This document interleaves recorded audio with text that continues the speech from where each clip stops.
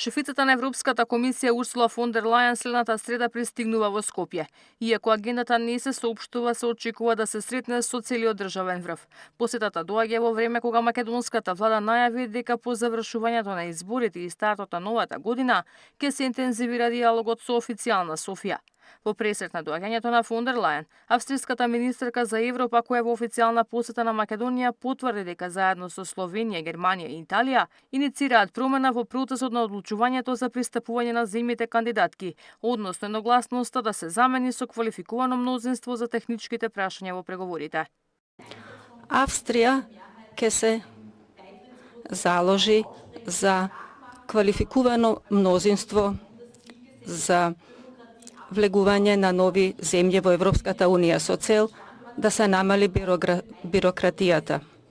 Значи во практиката дека веќе нема да биде неопходен секој технички меѓучекор за секоја земја кандидат, значи нема да мора да се гласа едногласно. За процесот на пристапување ќе биде неопходна едногласност, меѓутоа ќе се намалат билатералните напнати односи и ќе може во поголема мера да се решава неутрално.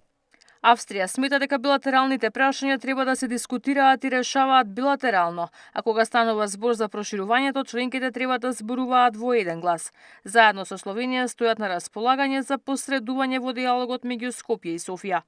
И словеничката државна секретарка во Министерството за надворешни европски прашања, која во посета на Скопје, порача дека процесот на проширување мора да се забрза, поддршката за Македонија продолжува. Словенија и Германија неодамна предложија гласање со квалификувано мнозинство за технички прашања поврзани со проширувањето и сакаме да ги видиме земјите од Западен Балкан, но и другите од Истокот, што е можно побрзо да напредуваат. Ова е наш придонес. Кога Словенија се приклучуваше, процесот беше полесен, со помалку согласување со европското законодавство. Сега е потежок во однос на усогласувањето со законодавството на Европската Унија. По ваквиот предлог, македонската влада останува на ставот дека потребна е промена на методологијата за проширување за да се спречи билатерализација на процесот. Промените како што се најавуваат би решиле голем дел од нашите грижи или тоа што ние сме ги посочиле како извори на понатамошни билатерализации или проблеми во нашето пристапување. Опозицијата пак обвинува дека државата не прави ниту чекор напред кон Европската Унија, повикува на национално обединување по поднесената декларација со црвени линии, која власта веќе ја одби. Тоа што го кажувате само еден голем спин. Само алиби да нешто не се направи и државата да стои во место.